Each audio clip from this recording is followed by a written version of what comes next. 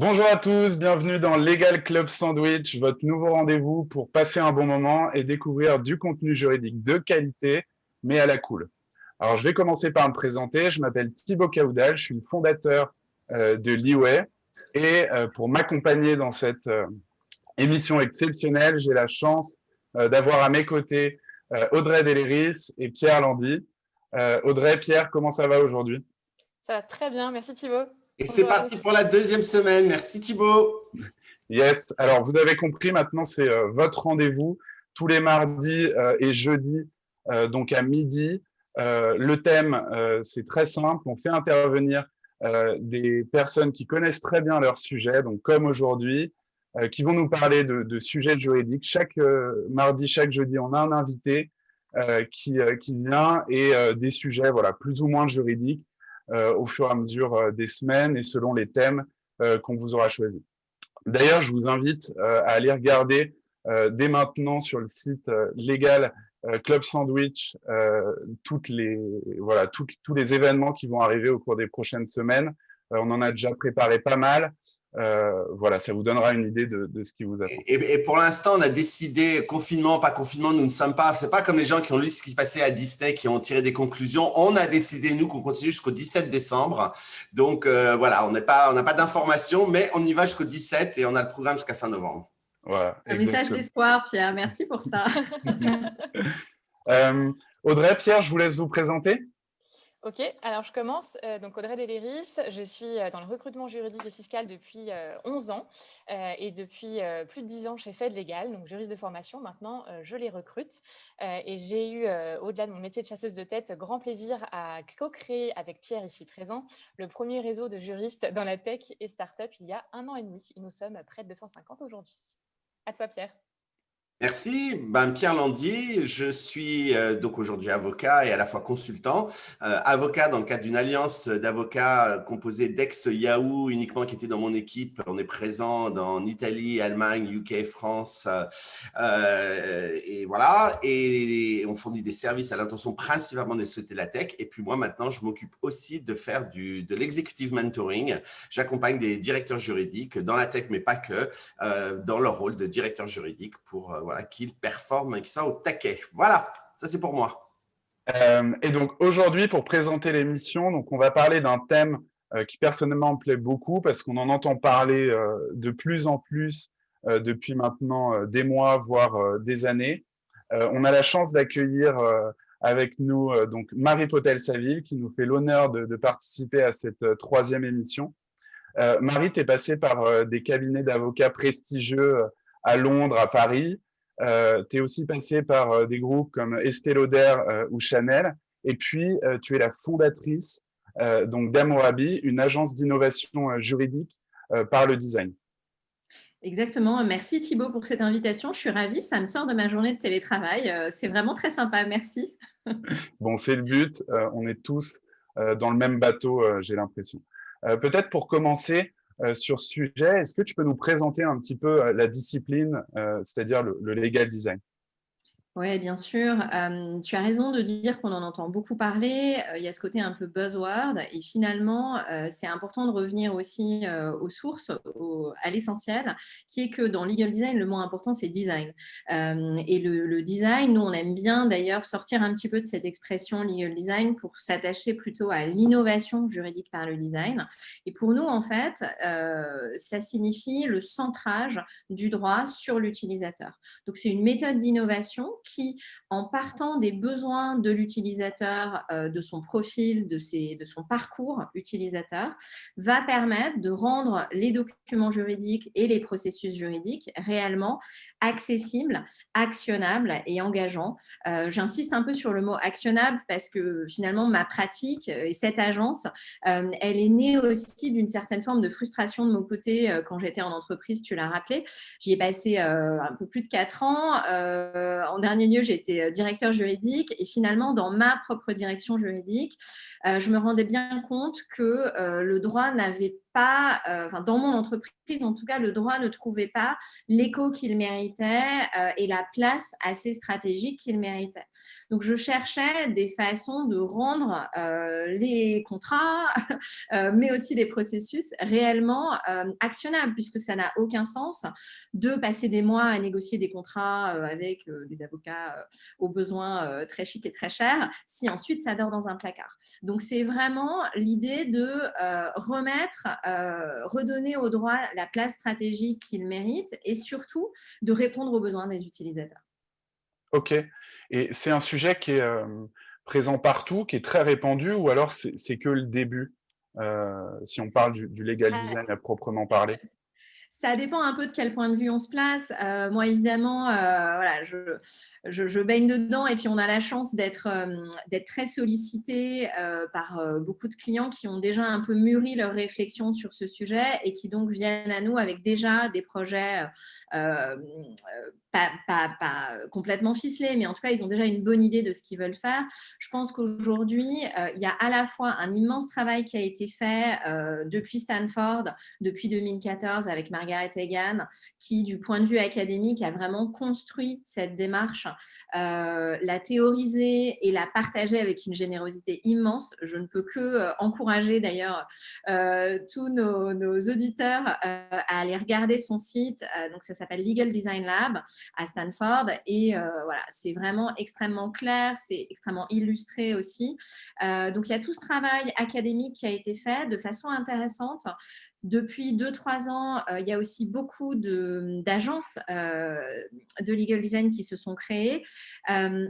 Donc, il me semble que ça gagne en impact. Moi, je prends aussi quelques points de repère. Par exemple, depuis cet été, on a la chance de travailler avec l'ENM, donc l'École nationale de la magistrature, qui est venue nous voir sur une question d'ingénierie pédagogique à destination des magistrats, bien sûr, et comment le design, et le legal design en l'occurrence, pouvait mieux armer les supports pédagogiques pour les magistrats pour que justement, en particulier dans cette phase de surcharge d'informations, on va y venir, les magistrats puissent absorber en fait cette énorme dose d'informations et puissent avoir leur point de repère absolument indispensable pour rendre une justice de qualité. Donc ça, moi, je le prends, alors évidemment, c'est un prisme, hein, mais je le prends quand même comme un signe extrêmement encourageant, puisqu'en général, hein, la question qu'on nous pose très souvent, c'est « Ah oui, mais alors, oh là là, vous changez des templates, vous sortez des templates et vous changez complètement la rédaction. Oh là là, mais qu'est-ce que vont en penser les juges ?» Là-dessus, on a donc d'une part la réponse de l'ENM et puis par ailleurs, on est en train de publier une série d'épisodes sur ce sujet. Il y a énormément de difficultés. Il y en avait déjà avant le confinement, mais il y a énormément de difficultés côté masse de travail pour les magistrats, bien sûr.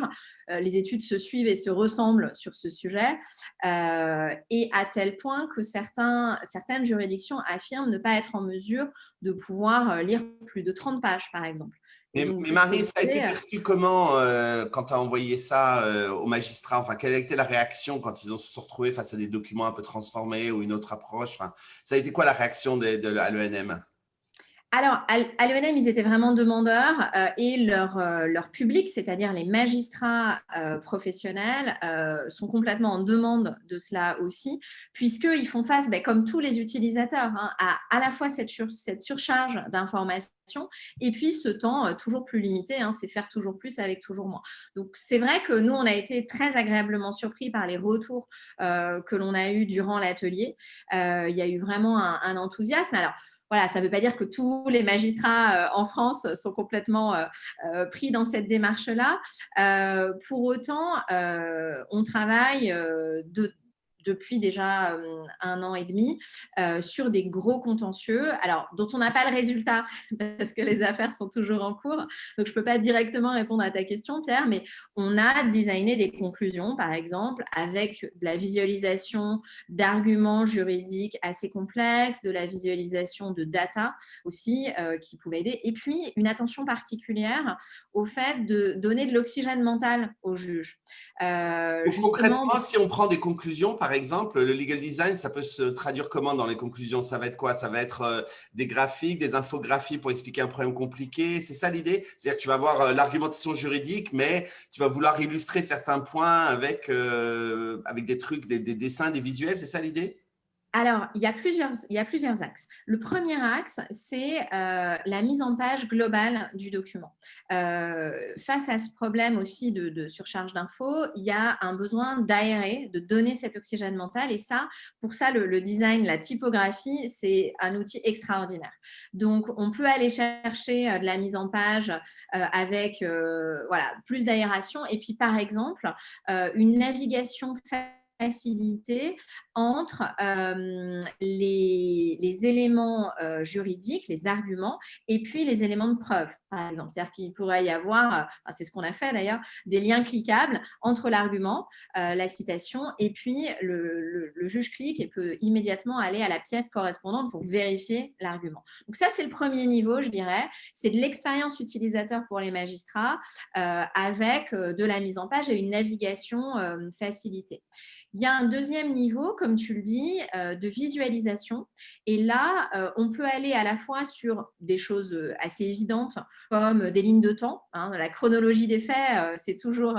il peut y avoir des cas assez complexes où c'est très important.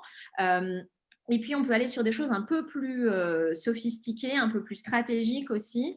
Typiquement, la visualisation des arguments quand il y a des raisonnements assez compliqués. Moi, à la base, je suis une avocate concurrence. Donc, il y a toutes sortes de concepts, typiquement effet de ciseaux tarifaires, ce genre de choses assez complexes qui se prêtent extrêmement bien à la visualisation. D'ailleurs, petit tour de table entre nous, qui n'a pas déjà fait un petit schéma pour, dans son propre esprit, clarifier un raisonnement juridique avant soit de l'exposer à une équipe, soit d'aller en audience. Super, je vois totalement, effectivement. Non, mais c'est vrai que plein de fois, dans des contrats, je me vois en train de dire, mettons un exemple, parce que la formule est tellement compliquée, et c'était l'ancêtre du legal design dans in the good old days, d'essayer déjà de mettre un exemple concret, et là, effectivement, le visualiser dans des conclusions, etc. Je trouve que c'est top. Thibaut? Alors, une précision importante peut-être, parce qu'on n'en a pas encore parlé, le legal design, ça se fait avec des designers, dont c'est le métier, justement, de rendre accessible la complexité et avec un premier niveau qui est le graphisme, mais il y a beaucoup d'autres niveaux dans le design. Il y a le design de service, il y a le design UX, évidemment, qu'on connaît tous, jusqu'au design stratégique. Et c'est vraiment essentiel d'être dans cette coopération, puisque c'est de cette collaboration entre juristes et designers que naît la valeur réellement que l'on arrive à produire. Ou pas, versus prendre 2 icônes, mettre 3 couleurs et bizarrement ne pas régler les problèmes des utilisateurs. Justement, à ce niveau-là, on a une question, Marie, de Stéphanie à l'instant. Je me propose de rebondir dessus. Qui te demande si tu as déjà été sollicité par des avocats qui gèrent des dossiers en arbitrage, que ce soit au niveau national ou international. Alors, pas encore en arbitrage, ça nous est arrivé dans 2 dossiers contentieux qui étaient devant les juridictions, des juridictions françaises, de droit commun, et puis également une action de groupe, donc toujours juridiction de droit commun, pas encore en arbitrage, mais on pense qu'il y a pas mal de choses à faire dans ce domaine, en effet. Donc, c'est peut-être une occasion qui va se présenter. Ok. D'ailleurs, tes clients, excuse-moi, Marie, c'est plutôt justement des avocats C'est plutôt des directions juridiques, c'est plutôt des magistrats ou c'est all of the above? Alors, c'est un peu tout ça. C'est vrai qu'en majorité, ce sont des juristes qui viennent à nous, donc plutôt des juristes en entreprise. Le profil de nos clients, ça va surtout être des directions legal ops, des directions de la transformation de la DG, qui sont justement en charge de transformer la pratique du droit et qui se rendent bien compte que ce n'est pas forcément en empilant les outils qu'on va y arriver, c'est au contraire en se recentrant sur les besoins des utilisateurs. Donc, c'est vrai qu'on a aussi des directions de l'innovation qui n'est pas l'innovation juridique en tant que telle, hein, mais on a des directions de l'innovation qui viennent nous voir en partenariat avec des DJ. On a pas mal de labos d'innovation aussi. Côté avocat, c'est très vaste. C'est plutôt des gros cabinets pour l'instant, mais je pense que c'est un peu lié à mon parcours. C'est des gens qui voient un peu que j'ai passé une petite dizaine d'années chez Freshfields à la Newbery et qui se reconnaissent un peu là-dedans. Les magistrats, donc c'est assez récent, mais on s'en félicite vraiment. Et puis, c'est une très chouette collaboration. Et puis, pas mal de collaborations académiques aussi, parce que je t'avoue que j'ai pris beaucoup de plaisir à faire un master à l'ENSI, qui est une école de design à Paris. Donc, j'ai fait un master qui s'appelle Innovation par le design. J'ai été diplômée au début de l'année et dans ce cadre-là, en fait, j'ai fait 18 mois de recherche pour rédiger ma thèse professionnelle. Et cette activité de recherche pendant 18 mois, j'ai vraiment adoré. Donc là, ça y est, j'ai soutenu ma thèse, c'est fini, mais je continue, je ne peux pas m'en empêcher en fait. Donc, j'ai pas mal de collaborations académiques et puis j'enseigne un peu aussi à Singapour, à Sciences Po et à Assas depuis très longtemps avec notamment Stéphane Baller qui m'a fait confiance depuis très longtemps. Voilà. Ok, moi justement, on parlait un petit peu de tes clients. J'avais une question là-dessus. Est-ce que le legal design, tu vois, c'est réservé uniquement à des grands groupes si on parle juste des juristes d'entreprise? Ou alors tout le monde peut s'y mettre un petit peu à sa façon? Je pense à nos auditeurs là qui font pas forcément partie de très grosses boîtes du CAC 40, qui n'ont pas forcément du coup les budgets qui vont avec. Est-ce que chacun à sa manière, on peut déjà commencer à faire un peu de legal design? Alors, ce qui est hyper important à comprendre, c'est que ce n'est pas du tout une question de budget, ça n'est qu'une question d'état d'esprit. Et je crois qu'il faut un peu casser ce mythe du grand groupe avec des budgets pharaoniques. Je vais vous raconter juste une toute petite anecdote perso. Moi, mon premier projet de legal design, c'était dans ma propre direction juridique chez Estée Lauder à l'époque. Donc, moi, j'étais VP Legal EMEA et j'avais certes un gros budget pour les avocats, mais j'avais zéro budget pour innover. Petit problème managérial au passage, mais voilà. Toujours est-il que j'avais zéro budget.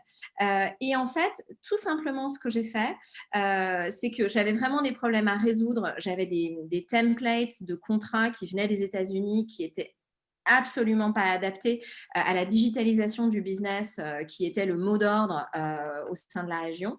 Donc, j'avais, je sais pas, 50 ou 80 pages de contrats pour à peu près n'importe quoi, y compris un simple contrat d'influenceur que, évidemment, aucun influenceur n'allait lire en format Word envoyé par mail, c'était sûr.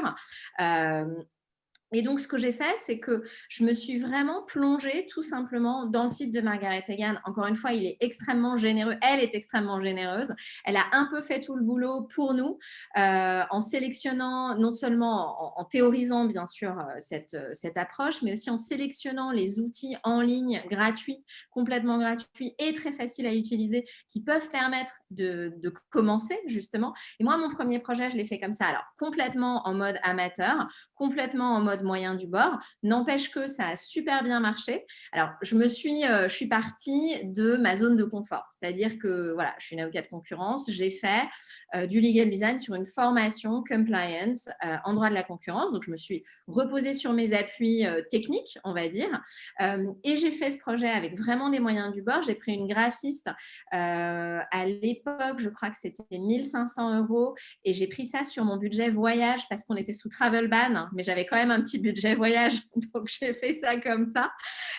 Et avec évidemment beaucoup d'envie, beaucoup d'engagement et pas mal d'heures passées sur le site de Margaret Egan, plus l'aide de cette graphiste, on a eu un premier résultat que moi j'ai trouvé assez bluffant parce que à l'issue de cette formation que j'ai donnée donc aux VP de ma région, les VP de la trentaine de marques qui étaient mes clients, il y en a 2 qui sont venus toquer à ma porte pour me dire « Oh là là, mais je ne savais pas que ça pouvait être comme ça, le droit. Est-ce que tu peux former mes équipes ?» Et là, franchement, moi, j'ai été super étonnée parce que j'ai passé 10 ans en cabinet, 4 ans en entreprise. Très franchement, personne ne m'avait jamais demandé plus de formation compliance. Ça n'existe pas. Ça n'arrive pas. Tu peux être ultra sympa, ultra pédagogue, tout ce que tu veux, danser sur les tables. Personne ne t'en demande davantage. Donc là, je me suis dit, OK, il se passe un truc. Du coup, j'ai un peu mieux préparé mon coup pour le projet d'après. J'ai demandé un petit budget justement au Digital Officer avec qui j'ai fait équipe à ce moment-là. On a trouvé peut-être, je ne sais plus, c'était 10 ou 12 000 euros, quelque chose comme ça, pour faire un deuxième projet et puis un troisième. Et voilà, mais je pense que vraiment, le plus important, c'est l'état d'esprit. Et puis, un petit truc que je partage, parce que justement, dans les startups ou même dans les entreprises de taille moyenne, sans que ce soit des startups, mais allez voir si vous n'avez pas des designers en interne. Vous pouvez avoir des designers UX, vous pouvez avoir des designers de services, des designers produits. Et très souvent, ils sont à l'affût aussi de la nouveauté. C'est des gens curieux, hyper collaboratifs par définition.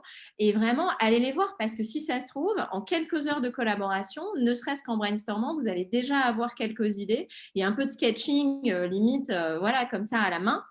Et c'est déjà suffisant si, encore une fois, vous avez cet état d'esprit d'aider vos utilisateurs. Je crois que si je devais le résumer en un mot, ce serait avoir envie de donner des clés de compréhension à vos utilisateurs, leur donner des moyens, c'est vraiment cette notion d'empowerment, leur donner des moyens de comprendre par eux-mêmes et surtout d'agir par rapport à l'information juridique qui leur est délivrée, sans avoir systématiquement à revenir à la DJ. Et puis évidemment, la DJ est là ou l'avocat est là en cas de difficultés particulières, d'orientation stratégique à donner, bien sûr. Mais ça n'enlève rien aux compétences des juristes et des avocats, au contraire. Et Marie, justement, ce que j'ai l'impression de lire entre lignes, c'était même gratifiant pour toi, justement, en tant que juriste à l'époque, de pouvoir faire passer un message aussi positivement, en fait. Exactement, c'est gratifiant et au-delà de cette gratification, parce que voilà, les questions d'ego, c'est pas forcément, ça doit pas forcément driver tous nos choix. Mais moi, j'ai vraiment ressorti une vraie satisfaction, c'est-à-dire que voilà, il y a des vrais problèmes à régler pour les utilisateurs. Finalement, il y a plein de pain points côté utilisateur, mais aussi côté juriste et avocat. Et il y a une vraie satisfaction à régler ces problèmes de façon collaborative et pluridisciplinaire. Moi, ça m'a un peu réconciliée avec ce job. Je te cache pas, Audrey, et peut-être que ça fait écho à certaines personnes que tu as pu croiser dans ton métier, je te cache pas qu'au moment d'une expatriation de mon côté, je m'étais un peu posé la question de peut-être changer de métier. Et puis, je me suis dit, mais non, j'aime trop le droit, j'ai pas envie de complètement changer de voie. Et finalement, alors, c'est personnel, hein, mais cette approche de l'innovation juridique par le design, ça m'a permis justement de continuer à aimer le droit autant qu'avant et à le pratiquer différemment, ce qui est juste assez canon en fait au quotidien. Merci Marie.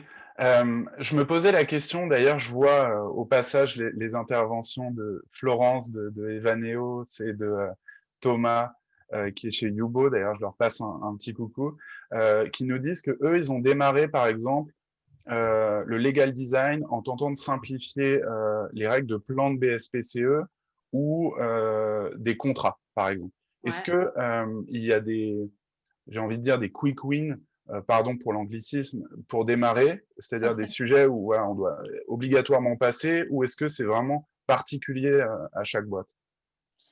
Alors, je pense que, moi, j'ai tendance à me méfier un peu des recettes toutes faites parce qu'encore une fois, toute la valeur de cette méthode, c'est le centrage utilisateur. Donc, s'il y a un quick win, c'est d'aller parler aux utilisateurs et déjà de les définir. Hein. La première chose à réaliser quand on est juriste, c'est que les mémos que l'on crée, les contrats que l'on rédige, ils sont pas destinés à la database. Il y a des gens derrière qui vont idéalement les lire et les utiliser. Et donc, ne serait-ce que au contact. Il y a notamment un truc tout simple. Bon, nous, on fait des ateliers utilisateurs un peu construits, mais même avant ça, il y a un truc tout simple, c'est que la plupart des gens, juste, aiment bien pouvoir exposer leurs difficultés, qu'est-ce qui est compliqué pour eux, qu'est-ce qui coince. Alors, ce n'est pas le bureau des plaintes, mais juste, ce n'est pas une question qu'on leur pose souvent. Et je pense que, moi, je connais, j'ai aucun exemple où un juriste est allé à la rencontre comme ça de ses clients internes en disant, au fait, qu'est-ce qu'on pourrait améliorer, qu'est-ce qui est difficile pour vous, qu'est-ce que vous ne comprenez pas, qu'est-ce qui coince, qu'est-ce qui prend trop de temps. Je n'ai aucun exemple où les personnes sollicitées n'ont pas souhaité répondre. Donc vraiment, le quick win, le premier, c'est cette empathie avec les utilisateurs et d'aller au contact. Le deuxième, c'est d'aller trouver les designers là où ils sont, chez vous, en interne. Éventuellement, ça peut être des designers freelance. Si votre entreprise passe par des plateformes comme Malte assez régulièrement, vous pourriez peut-être vous glisser dans un projet. Il y a peut-être quelques heures dans un projet où vous pourriez bénéficier d'un designer. Et puis, alors, ce n'est pas vraiment quick, mais il y a évidemment la question du langage juridique clair. Alors, pour être honnête, c'est des années de pratique pour arriver à dire exactement la même chose sans jargonner et en sortant de finalement tout ce qu'on nous a appris à la fac. Alors, ce qui est compliqué, c'est que c'est à la fois sortir du jargon et en même temps se reposer totalement sur ses appuis techniques. Ce que je veux dire par là, c'est que c'est parce qu'on est super solide sur notre technique contractuelle, par exemple, qu'on arrive à sortir du jargon et à rendre des clauses beaucoup plus claires. Ça, c'est une méthode qui vraiment prend du temps, très honnêtement. C'est beaucoup de pratique, c'est un peu de pratique tous les jours d'ailleurs, sinon les vieilles habitudes reviennent. Mais il y a des quick wins, comme par exemple la voix active, l'utilisation des pronoms personnels. On n'est pas obligé, il n'y a aucune loi dans un contrat qui dit que la partie A doit s'appeler the party ou the client ou the company. Ça peut être us and you. Je ne sais pas pourquoi je le fais en anglais d'ailleurs, mais peu importe. Voilà, il y a des choses simples comme ça, les verbes d'action en premier, des phrases courtes. Et encore une fois, l'état d'esprit d'avoir envie. Moi, je donne souvent cet exemple dans nos ateliers de formation. Essayez de le phraser comme si vous vouliez expliquer cette clause à votre meilleur ami. C'est votre meilleur pote, c'est absolument indispensable qu'il comprenne cette clause et qu'il sache quoi faire après l'avoir lu dans la pratique, comment vous le phrasez. Et puis après, vous vérifiez que dans ce nouveau wording, vous n'avez rien oublié, que ça dit bien la même chose, vous vérifiez que c'est bien la même portée juridique. Voilà quelques exemples. Ok. Il y a des choses à ne surtout pas faire. Vas-y, pardon Pierre. Je voulais juste rebondir sur ce que disait Lisa. Elle dit ne pas se décourager, commencer par petit. L'accueil très positif des autres départements va nourrir la motivation. Et elle te remercie pour tes conseils. Enfin, tu vois les commandes comme nous, mais c'est vrai que je pense que là, effectivement, quand on reçoit le côté positif des autres départements, ça encourage à faire plus. Mais du coup, tu viens de nous dire ce qu'il fallait faire. Je vais peut-être te voler la question, Thibaut, mais qu'est-ce qu'il ne faut pas faire? Alors, moi, le conseil que je donnerais, c'est de ne pas se jeter sur des outils de visualisation, appelons-les comme ça. Il y a des choses très chouettes qui sont en ligne sur un modèle freemium, donc voilà, très accessible. Ce serait, à mon sens, une erreur de se jeter sur ces outils-là sans avoir adopté l'état d'esprit. Encore une fois, c'est essentiel d'avoir envie de donner des clés de compréhension. La visualisation, c'est vraiment qu'une toute petite partie, en fait, du legal design. C'est une dimension importante, mais c'est loin d'épuiser le sujet. Et pour donner une autre anecdote, on a été contacté il y a quelques semaines pour designer un assez gros contrat qui était très technique, très jargonneux. Et en fait, on n'avait pas le droit de changer le wording. Donc, le client nous a dit, voilà, nous, ce qu'on veut, c'est que vous fassiez de la visualisation. D'ailleurs, on veut un petit pilote sur 2 pages de ce que vous pourriez faire, mais vous ne pouvez pas changer un seul mot ni une seule virgule. On a bien regardé et on a décliné le projet. Parce que pour nous, ça ne peut pas être de l'empowerment des utilisateurs que de leur faire un joli paquet cadeau hein, avec de la visualisation dans tous les sens, des icônes, des couleurs, un peu de mise en page, hein, super. Et puis, de rester avec ce même jargon qui nuit de toute façon à la compréhension et à l'action. Donc voilà, pour moi, c'est un exemple de ce qu'il ne faut pas faire. Alors après, chacun, enfin, il y a sûrement des gens qui ont fait ça et peut-être qu'ils peuvent en parler et que c'est bien quand même, hein, mais en tout cas, nous, ce n'est pas notre approche. Ok. Bon, merci Marie pour cette introduction au legal design. On va y revenir après. On va bientôt passer aux chroniques d'Audrey et Pierre que vous connaissez maintenant. N'hésitez pas vraiment à poser vos questions, soit dans le chat, soit dans la partie questions-réponses. On y viendra à la fin du talk. Bon, c'est un sujet dont on pourrait parler pendant des heures, donc franchement, merci Marie déjà pour ça, ça donne envie. Si vous voulez contacter Marie, n'hésitez pas aussi. On fera circuler son mail et puis sinon, vous pouvez aller sur le site de Hammurabi directement. Pierre, on lance oui, les le chroniques. moment qu'on attend tous, que vous attendez tous, c'est nos jingles. Et d'abord, le jingle d'Audrey, c'est parti. Get the fever.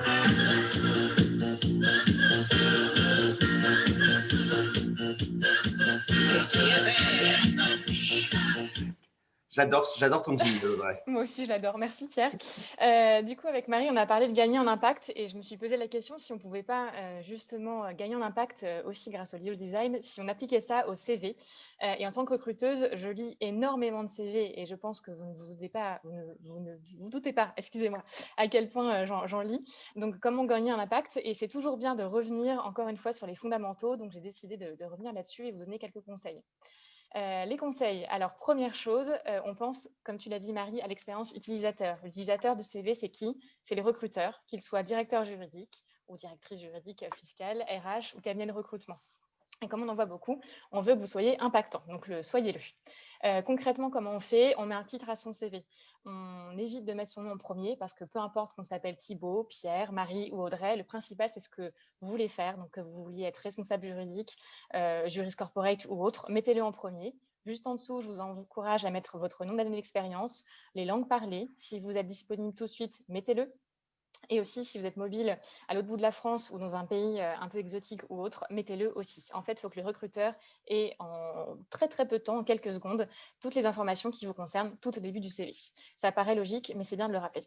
Deuxième chose, les phrases rédigées, on oublie. Vraiment, ça ne nous intéresse pas trop. Tout ce qu'on veut, nous, en tant que recruteur, c'est voir en très peu de temps les mots-clés. Est-ce que vous faites les gros paragraphes qui font 15 lignes, un gros pavé, on n'en veut pas. Donc, on va à l'essentiel. Ça doit être light, ça doit être digeste, s'il vous plaît. Ensuite, les dates, évidemment, on veut savoir si vous avez été juriste corporate en 94, en 72 ou en 2020. Donc, mettez-le. Et petite info que j'aime bien, moi, conseiller à mes candidats, c'est mettez la durée de vos expériences. Ça permet, encore une fois, de nous mâcher le travail. C'est surtout valable pour des juristes en début de carrière ou des juristes qui ont accumulé plusieurs expériences. C'est quand même plus intéressant pour nous et plus facile, surtout, de calculer. Donc, mâchez-nous le travail, s'il vous plaît. Et enfin, Marie, tu en as beaucoup parlé, la présentation. Alors, il est vrai que le juriste n'est pas forcément réputé, et je me permets de le dire parce que j'en vois tous les jours et que je suis juriste de formation, les juristes ne sont pas réputés pour être les plus fun, c'est vrai. Donc, on peut s'autoriser quelques petits excès, mais alors vraiment, il ne faut pas trop non plus sur les CV. Donc, quelques couleurs, pourquoi pas, mais avec parcimonie. Donc, ce qu'il faut retenir, c'est que voilà, nous, on passe très peu de temps sur un CV, moins de 30 secondes, voire moins de 10 secondes, et certaines études parlent de 6 secondes. Je sais, vous avez passé des heures sur votre CV. Désolée, on ne passe pas beaucoup de temps dessus, donc soyez impactants, rendez-le clair, lisible, digeste, et pensez à nous, recruteurs, pour qu'on puisse vous rappeler et nous donner envie. Merci. À toi, Pierre. Merci Audrey. Écoute, on va suivre ces conseils. Ça fait longtemps que je n'ai pas fait un CV, mais je pense que le mien aurait besoin d'un peu de legal design quand je t'entends. On va écouter mon jingle. Alors le mien a la particularité, Marie, qu'on peut taper dans les mains à un moment, tu vas voir. Donc on compte sur toi. Mes deux acolytes le savent. C'est parti. Ça arrive là. Non mais les amis, vous ne me suivez pas. Voilà. Voilà, ça c'est fait, merci. Alors moi, je me suis dit, voilà, vous savez, j'essaye toujours de prendre un petit côté un peu déjanté, décalé sur les choses. Et je me suis dit, voilà, je vais prendre 3 produits qui existent. Je vais faire celui qui n'a absolument rien compris au legal design parce que c'est beaucoup plus une question de design, ce dont je vais vous parler qu'aujourd'hui. Alors après, je me suis intéressé par exemple à la boîte de Doliprane, vous voyez, qui indique douleur et fièvre. Lorsqu'on lit les instructions du Doliprane, on peut voir le surdosage peut également entraîner une pancréatite, une hyperamyclasémie, une insuffisance rénale aiguë et un problème de sang dans lequel les globules rouges, les globules blancs et les plaquettes sont tous réduits. La consommation de boissons alcoolisées pendant le traitement est déconseillée. Là, je pense que Doliprane doit totalement revoir son design parce que s'il y a bien un moment où on prend du Doliprane, et c'est justement quand on a pris de la consommation de boissons alcoolisées, c'est justement le moment. Donc moi, je pense que je réécrirais, vous voyez, sur le rouge, je mettrais excès et alcool plutôt que douleur et fièvre. Enfin, ça, c'est un truc personnel. Alors après, j'ai pensé à un deuxième exemple, c'est le Nutella. Le Nutella, voilà. Alors là, j'ai lu la composition aussi. Sucre, huile de palme, 13% de noisettes, lait crémé 8,7, lécithine, vanilline. Mais alors après, il y a des choses qui sont un petit peu plus cachées, mais vraiment cachées, hein. Il faut vraiment le lire là dans le tableau, je ne sais pas si on voit bien, là ici. Pour 100 grammes, matière grasse 30,9, glucides 57,5, dont 56 de sucre. Bon, c'est écrit en tout petit. Je pense que ça serait bien mieux d'avoir écrit, au lieu de pâte à tartiner aux noisettes et au cacao, la 4e cuillère est-elle vraiment nécessaire? Voilà, c'est un petit peu ce que je me suis dit. Et enfin, la dernière chose que j'ai regardée en parlant de design à complètement repenser, c'est l'iPhone. Décidément, je n'y arrive pas. Voilà, devant moi, m'a dit Audrey. Voilà, l'iPhone avec mon chien d'ailleurs sur le fond d'écran. Alors là, il y a écrit les batteries de téléphone, comme toutes les batteries rechargeables, sont des composants sujets à l'usure qui perdent leur efficacité au fil du temps. Une capacité plus faible peut réduire le nombre d'heures.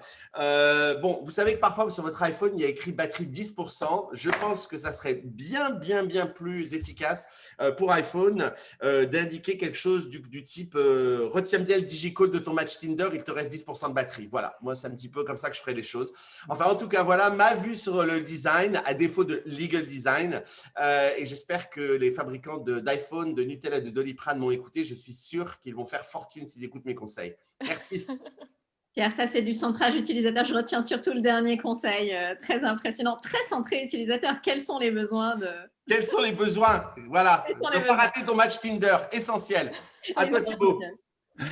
Merci Pierre, c'est toujours aussi facile de rebondir après ta chronique. J'espère que la chronique de Pierre et celle d'Audrey vous plaisent, hein. Ils font beaucoup d'efforts, ils travaillent toute la semaine pour vous, donc dites-leur ce que vous en pensez dans le chat. On a tout de suite une question, je crois que tu as notée, Audrey, c'est ça? Oui, c'est Sidi qui la pose. Et bonjour Sidi, parce qu'on te retrouve du coup depuis la semaine dernière. Donc merci. Salut Sidi. Bonjour Sidi. Du coup, il explique qu'en cette période de Covid, dans laquelle les juristes sont constamment sollicités avec des deadlines serrés, certains pourraient être intéressés par legal design, mais ils se disent peut-être que c'est pas le moment. Donc, est-ce que tu as des conseils à donner à Sidi et aux autres juristes qui pourraient être intéressés, notamment en cette période?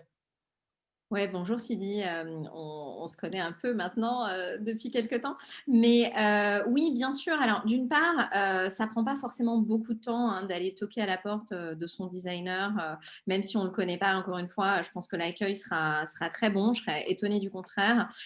Et puis par ailleurs, moi le conseil que je donnerais, effectivement, si on n'a même pas la possibilité d'aller contacter des gens, puisque justement on est en télétravail chacun chez soi, et que c'est un peu plus dur par mail ou par WhatsApp. Mais de prendre ne serait-ce que 5 minutes. Franchement, 5 minutes avant de répondre à un email ou avant de commencer à rédiger un document ou un contrat. 5 minutes pour se demander qui est son utilisateur ou qui sont les utilisateurs. Évidemment, plusieurs profils possibles. Qui sont-ils? Quelles sont leurs contraintes? Quels sont leurs besoins? Et puis, une question toute bête mais absolument essentielle. Qu'est-ce qu'ils vont faire avec ce document, avec cet email-là qu'on va leur envoyer, qu'est-ce qu'ils vont faire avec ou avec ce contrat idéalement? Est-ce que est-ce que ça dort dans une database ou est-ce qu'on en fait quelque chose? Et armé de ces réponses, même en 5 minutes, on peut déjà commencer, par exemple, à orienter un email solution Hein, donc, on dit exactement la même chose, mais au lieu de mettre toutes les tartines du raisonnement juridique que j'adore, hein, pas de méprise, mais on commence par la solution et puis après, on explique les chemins par lesquels on est arrivé à ça.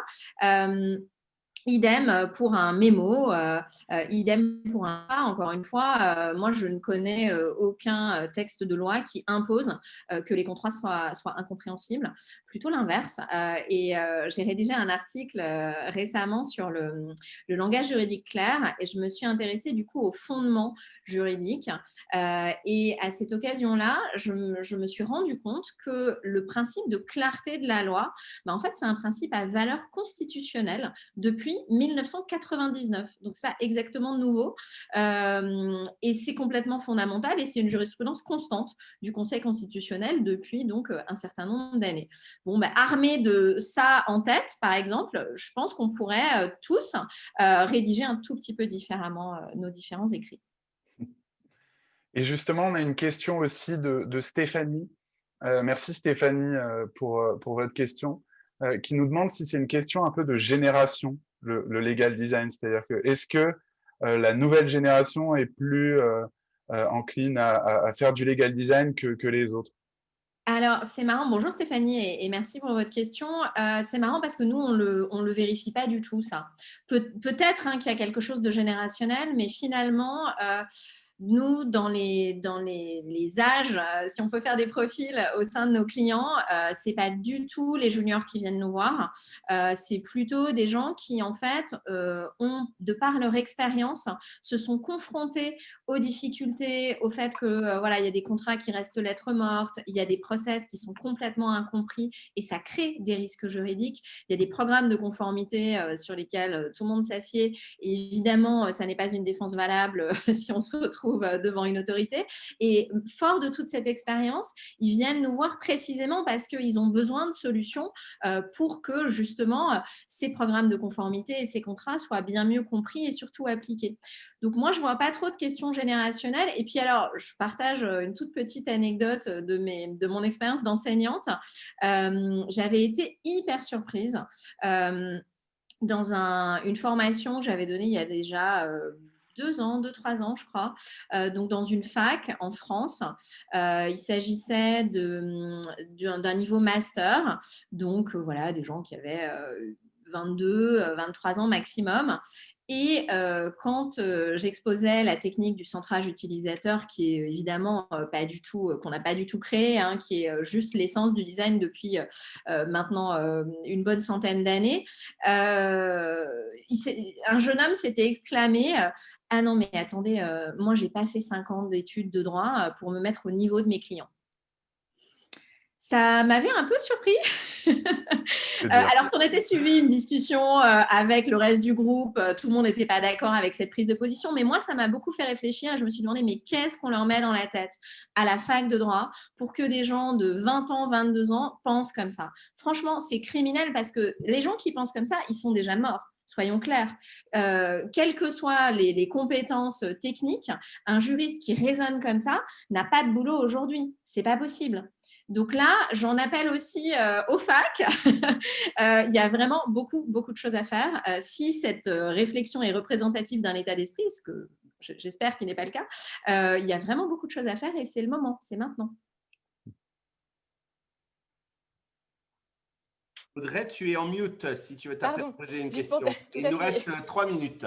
Et rapidement, donc, une remarque de Géraldine, bonjour Géraldine, que je connais, que je n'ai pas vue depuis longtemps d'ailleurs, qui indique si c'est un principe fondamental, il serait peut-être utile d'en informer les législateurs. Donc Marie, tu as beaucoup de travail. Donc première chose. Je suis d'accord. Et une question en fait de Marina. Bonjour, c'est la dernière question d'ailleurs. Oui. Pour ce qui est des emails et alertes envoyés aux opérationnels, mettre des textes en gras, souligner des encadrements avec des couleurs, est-ce déjà du legal design, pardon. Et comment peut-on encore améliorer notre communication juridique claire? Alors, pour ce qui est du terme design, hein, je crois que j'en ai parlé. Pour moi, le design ne se fait qu'avec des designers. Donc, dès lors qu'on est en train de faire des petits aplats de couleurs, mettre du gras, etc., ça n'est pas du design, mais c'est déjà du centrage utilisateur. Et en ça a déjà de la valeur et c'est le bon état d'esprit. Donc, c'est vrai qu'idéalement, on fait appel au travail d'un designer pour que ce soit la seule solution pour que ce soit du design, c'est qu'on passe par un designer. Maintenant, en effet, ça peut complètement être une démarche valable, même si on n'a que 5 minutes, d'être déjà dans le centrage utilisateur avec des moyens du bord et en effet, mettre de la couleur, attirer l'attention. Encore une fois, dès lors qu'on est motivé fondamentalement par l'envie de donner des clés de compréhension et pas de briller, par exemple. Ça serait l'écueil potentiellement. C'est vraiment se mettre dans les chaussures de l'utilisateur et lui rendre service. On s'efface derrière les besoins de l'utilisateur. C'est vraiment ça le plus important. Merci Marie. Bon, on arrive à la fin de ce talk. J'espère que vous avez tous eu voilà, des petits conseils pratiques que vous allez pouvoir mettre en place à partir de demain. Voilà, on sait que c'est une période qui est compliquée pour les juristes qui ont beaucoup de choses à faire, qui sont souvent au four et au moulin dans les entreprises, mais peut-être que voilà, on peut démarrer petit, se mettre à la place des utilisateurs, comprendre les problèmes des gens et puis voilà, mettre des choses en place qui vont, ce que j'ai compris pour toi, Marie, nous permettre derrière d'avoir voilà, plus de liberté et d'avoir peut-être des projets aussi encore plus importants par la suite. Donc, en tout cas, merci Vas-y, je t'en prie. Non, non, et au final, plus de satisfaction dans sa propre pratique professionnelle. Moi, je crois que c'est ça que je retiens aussi. Résoudre les problèmes des utilisateurs, c'est aussi résoudre en partie la frustration des juristes dont je suis sûre qu'Audrey entend parler régulièrement. Tout à fait. Et dès jeudi, on va vous retrouver avec un sujet. Après le legal design, on va parler legal operations. Et donc, j'espère qu'on va vous retrouver nombreux. Et comme Thibault l'a dit au début, sur notre site legal club-sandwich.legal, j'ai du mal, vous allez trouver tous les talks jusqu'à fin novembre. Ils y sont tous et on a des invités exceptionnels qui arrivent. Et donc, on espère vous retrouver les mardis et le jeudi. Ouais, exactement. Jeudi, c'est Émilie Le Tocard-Calam qui a fondé Calam Consulting qui vient nous parler justement de LegalOps. Voilà, donc soyez nombreux et puis on se retrouve jeudi. Et faites passer à vos camarades. Allez, à Merci jeudi. Marie, à bientôt. À jeudi. Merci à tous. Bonne journée. Au revoir.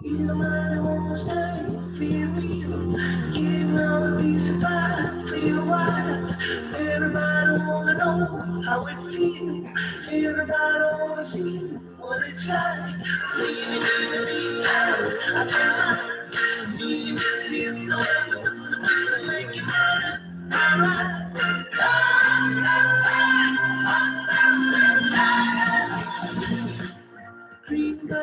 Bye bye.